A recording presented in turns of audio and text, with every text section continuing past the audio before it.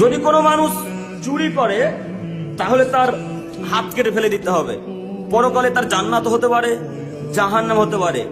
যদি কোনো মানুষের নামে অপবাদ লাগায় তাহলে তাকে 80 লাঠি পেটাতে হবে, পরকালে তার জান্নাত হতে পারে, জাহান্নাম হতে পারে। যদি কোনো পুরুষ নারী অবিবাহিত অবস্থায় জেনায় লিপ্ত হয় তাহলে তাকে 100 লাঠি মেরে 1 বছরের জন্য এলাকা থেকে তাড়িয়ে দিতে হবে। তিনি বলেন যদি কোনো পুরুষ নারী বিবাহ করার পর জেনায় লিপ্ত হয় তাহলে তাকে ইট ঢেল পাথর দিয়ে মেরে মেরে মেরে মেরে ফেলতে হবে, তার দুনিয়াতে বাঁচার কোনো পথ নেই। এখানে হাজারো যুবক ইট ঢেল পাথর দিয়ে মেরে ফেলতে হবে, যার বউ থাকা সত্ত্বেও তার ভাবির সাথে জেনায় লিপ্ত হয়েছে। এই গ্রামের হাজারো ভাবিকে ইট ঢেল পাথর দিয়ে মেরে মেরে মেরে ফেলতে হবে, যার স্বামী থাকা সত্ত্বেও দেওরের সাথে জেনায় লিপ্ত হয়েছে। তুমি কা পুরুষ, তুমি কা পুরুষ, তুমি কা পুরুষের বাচ্চা, কা পুরুষ?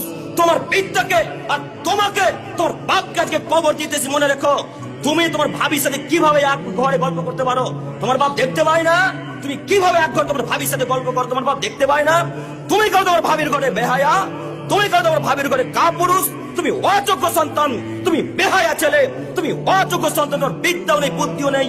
তুমি মাস্টার ডিগ্রি পাস, মানে তুমি মাস্টার ডিগ্রি পাস করে যদি সত্যি থাকতে তুমি তোমার ভাবির সাথে জেনায় লিপ্ত হতে পারতে না। তুমি কি জানতে চাচ্ছ নিজেকে? রাসূল সাল্লাল্লাহু আলাইহি সাল্লাম বললেন অসাইয়্যিবু বিসাইবা রাজম, যদি কোনো পুরুষ নারী বিবাহ করার পর জেনায় লিপ্ত হয় তাহলে তাকে ইটের পাথর দিয়ে মেরে মেরে মেরে ফেলতে হবে, তার বাঁচার দুনিয়াতে কোনো পথই নাই। হাজারো গ্রামের যুবক তার ভাবির সাথে জেনায় লিপ্ত হয়েছে, এই ছেলেদেরকে হত্যা করতে হবে। এই ছেলে বা আপনার নজরে শিক্ষিত ছেলে,